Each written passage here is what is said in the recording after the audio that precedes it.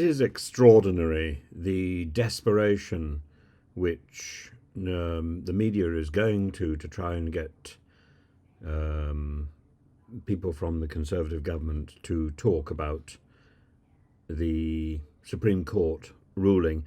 And I want to play you a piece from Sky News today from Simon Clarke. Now, Simon Clarke is an enthusiastic Brexiteer who served in Boris Johnson, Theresa May's cabinet, I think, Liz Truss's cabinet, and then he he lost a place when Rishi Sunak came in.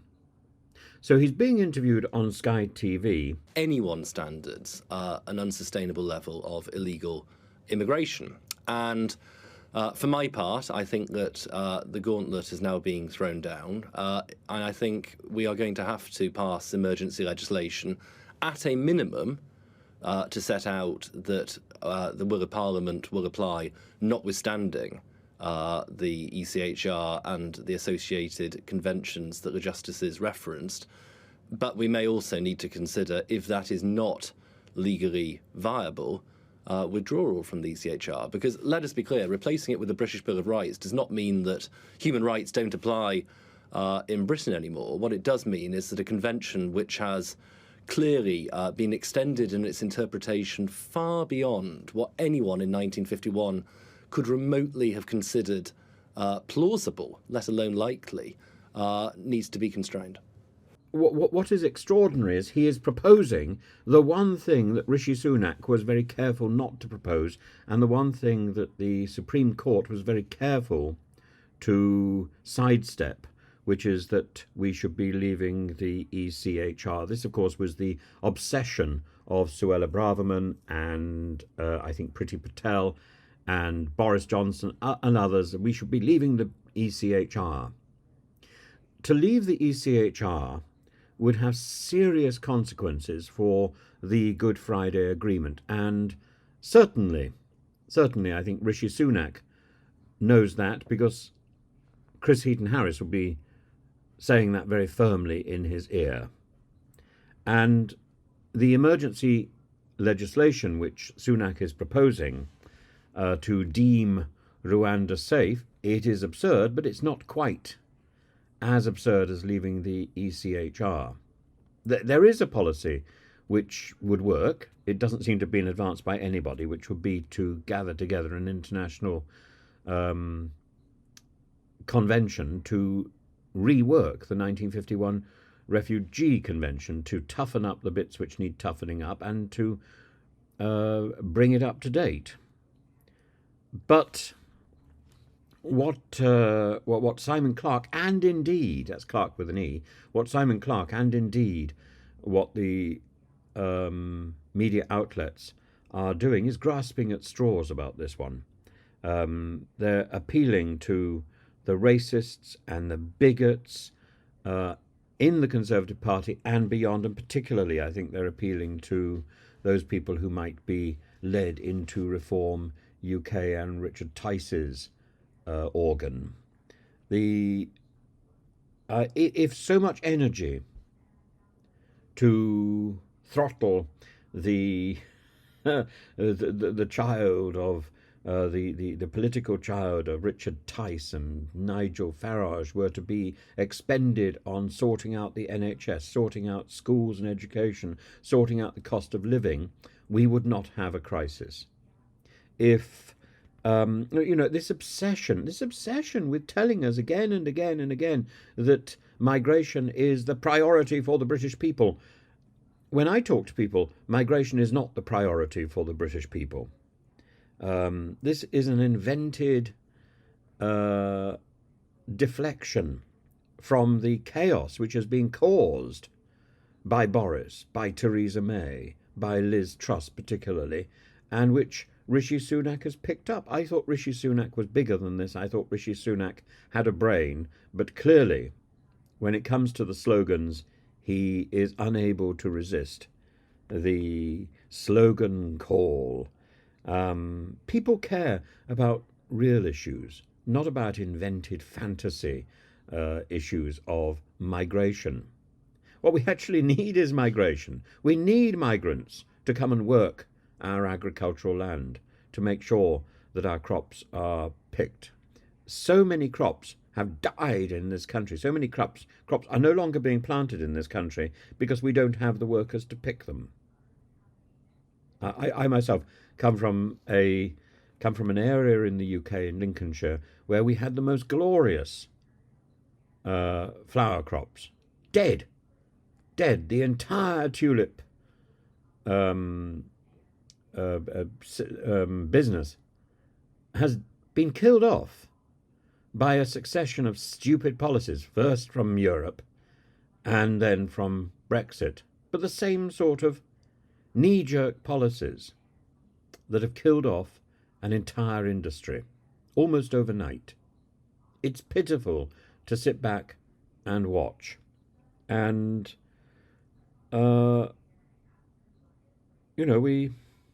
migration is not the obsession. Migration became the focal point of Brexit. Why? Because lying underneath the Brexit bell, as I discovered, I went in to find out whether or not it was true. Lying underneath the Brexit bell, lying underneath UKIP, was a beating heart of racism. UKIP was staffed at the higher levels by racists and thugs from EDL and the National Front and so on. That's where they went to. You wonder why the EDL, why the National Front is not particularly viable and not particularly noticeable anymore, because they've been subsumed into positions of authority, into bureaucratic positions of strength in organisations like UKIP and now presumably Reform UK. I have no intention of looking into that. But it's as I say, it's the political child of Richard Tice and Nigel Farage. I joined UKIP with my eyes wide open.